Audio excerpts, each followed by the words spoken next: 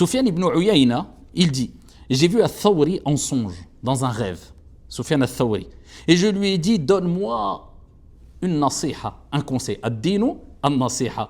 Lorsque vous trouvez un bon conseiller, ne le lâchez pas. Ô combien sont rares les bons conseillers qui conseillent avec science, avec clairvoyance et avec sagesse. Et il cherchait les conseils, les pieux prédécesseurs, même à travers les rêves. Et vous savez que les âmes se fréquentent lors des rêves. Et donc quand il voyait un rêve positif, où il voyait ici une personne à travers un rêve donner un bon conseil, il prenait ce conseil en compte. Bien sûr avec clairvoyance, avec sagesse, avec science, c'était pas n'importe qui. As-salaf, les pieux prédécesseurs. Eh bien regardez ici, on voit l'exemple. Il dit, Sufyan ibn Uyayya dit, j'ai vu Sufyan al-Thawri, rahimahullah ta'ala, en songe dans un rêve, et je lui ai dit, donne-moi un conseil. Il lui répondit, réduis les nouvelles connaissances, réduis les nouvelles connaissances, réduis les nouvelles connaissances. Allah. Il lui a donné quoi comme conseil? Limite les fréquentations, les connaissances. Tu as une connaissance, tu as une fréquentation, 1, 2, 3 personnes intimes que tu fréquentes régulièrement, avec qui tu te confies, ils se confient, 5, 6, 7, bon, 10, 14, 20, tu vas où? Jusqu'où?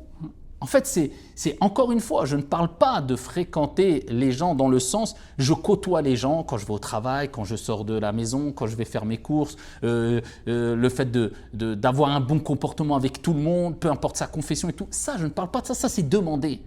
Moi je parle et ici les savants mettent en avant, c'est les pieux prédécesseurs, le fait d'avoir des fréquentations, c'est-à-dire régulières, intimes, avec qui tu parles, tu te confies, t'échanges, forcément, à un moment ou à un autre, tu vas tomber plus facilement dans la calomnie, la médisance, et tu vas remplir ton cerveau de choses qui vont te tracasser.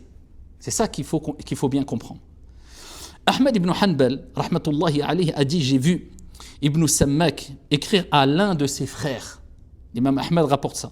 Si tu peux être le serviteur de personne d'autre qu'Allah, tant que tu trouves une alternative à la servitude, alors fais-le. Là, il met en avant quoi? Le fait de ne pas dépendre des gens, de ne pas demander et dépendre et d'être dépendant des gens. Il dit, si tu peux, contente-toi de dépendre d'Allah, subhanahu wa ta'ala. Wa idha sa'alta fas'alillah wa idha sta'anta fasta'in billah. Comme a dit le prophète, alayhi salatu wa salam, il nous a rapporté cette recommandation en or.